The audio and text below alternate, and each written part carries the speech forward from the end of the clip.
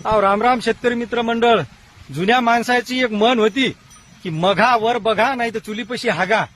म्हणजे पावसाळ्यात मघा नक्षत्र ज्या दिवशी लागलं तर मघा नक्षत्र लागायच्या दिवशी जर समजा पाऊस पडला नाही तर ते पूर्ण नक्षत्र होईपर्यंत पाणी येणार नाही, म्हणजे वर बघा.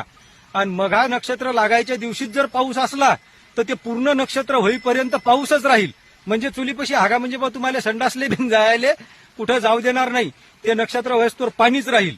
तर आता लोक म्हणतात की हवामान तज्ज्ञ आहेत, हे सांगतात की या तारखेला येईल त्या तारखेला येईल.